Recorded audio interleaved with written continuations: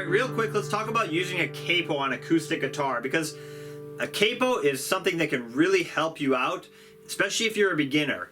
It can allow you to play more complex songs that you wouldn't normally know the chords to.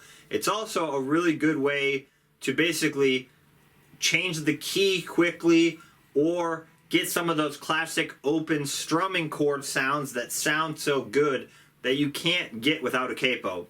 So they use capos all the time in bluegrass or folk music, capo, C-A-P-O, and it's basically a way to change the pitch on the guitar.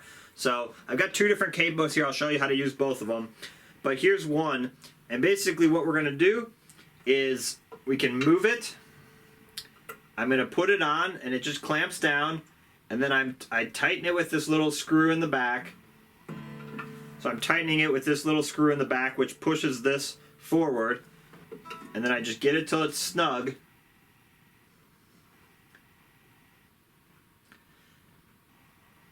And what that does is now my whole guitar is up a whole step.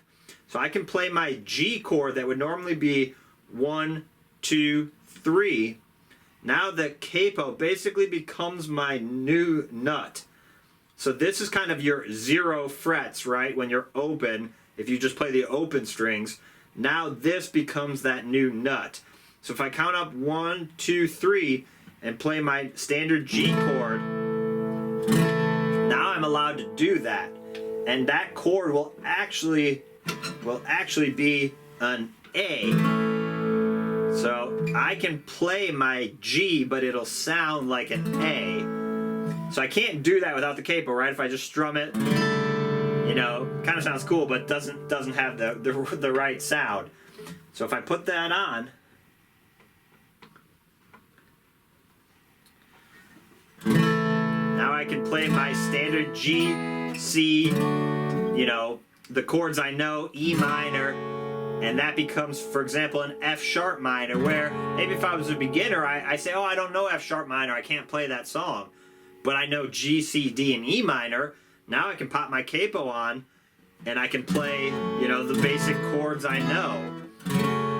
So it's super common in bluegrass and folk music to use a capo, even if you do know the real chords. So I know, you know, I know A, D, E, and F sharp minor, but I can't get that great open strumming bluegrass sound using these chords, because just the nature of the guitar and the way it's tuned, certain chords lend themselves better to open strumming because of the nature of the open strings than other ones do. So we're kind of using a capo to take advantage of that, which is really cool.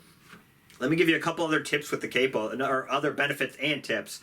Another benefit too is, let's say you want to figure out, or let's say there's a song that you love, but you can't sing it in the key that they do it in. Let's say they're in G, I'll just keep it in G for example.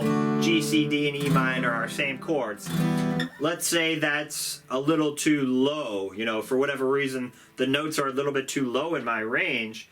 Now I can pop my capo on, maybe I'll go up to 3, and I'll experiment, and I'll put my capo. Now I can play my same chords that I know, and now I'm in a higher key that works better for my voice. Let's say, you know, I want to sing it lower today. I can move it down one, you know. Again, once you get it down, you can really move your capo wherever you want and figure out where the song fits your personal voice best. There's nothing worse than having to sing a song that you really like, you know, way too low or way too high. And that's where the capo can come in. Let me show you another version of the capo. So this is one version where it's basically a clamp, very common. Another version is more this style, where it basically you just kind of squeeze and put it on like that. So both work. You can do it from below as well. I usually do it from above for whatever reason, but I don't think it really matters either way. The one downside about these type of capos is that you basically can't control the amount of tension. So that's really the one downside with this style of capo. Because my other tip is that basically the further you capo up, the more potential it is to possibly put you slightly out of tune. So a couple other final capo tips is you want to get the capo real close to the frets. If you put your capo back here, you know, it's not going to sound quite as good, even if you have it tight. You know, just like when you're putting your fingers down, if you put it too far away from the fret, it doesn't sound as good. So same thing with your capo. You want to put it as close to the frets as possible without being right on top of it. And you also don't want to go too tight. So if you crank it too tight, it has the possibility to put you a little bit sharp. And it might put you a little bit sharp anyway, and you just have to kind of tune down just very slightly. And it depends on the angle of your neck and a few other things, but basically it's very possible that when you capo, especially if you capo up 5, 6, 7 maybe, you know, into a higher position, it's pretty normal for it to put you a little bit out of tune. But it's gonna be even worse if you really tighten it up, okay? So don't put the capo on any tighter than you need to, okay? Obviously, if it's buzzing, then it's not on tight enough. But anything tighter than that, it's basically just gonna put more pressure on the strings, which is gonna put you a little bit sharp, okay? So that's the basics to using a capo. Some people keep them up here, and you can kind of, you know, keep it up here and then use it when you need to.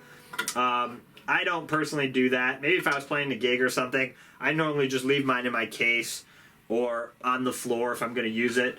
Common chords to play with your capo are obviously the G, C, and D bluegrass progression. C, F, and G positions work really well as well with the capo.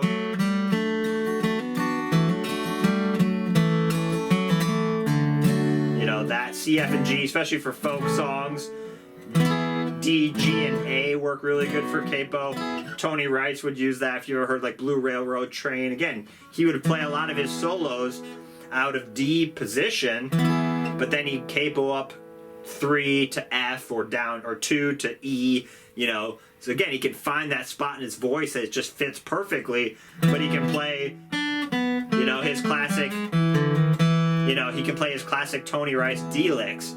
So that's where using a capo is so valuable.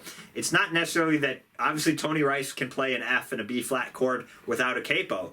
But to get those classic licks that he likes, that's why you use a capo in bluegrass. So that's a really common, it's not about cheating or not knowing the chords. It's about getting that sound that you want. But if you are a beginner and you don't know the chords, a capo can also be very valuable to help you play songs that you know and love, but you haven't learned all the chords yet. All right, so give that some practice, and hopefully that helps you out. All right, good luck.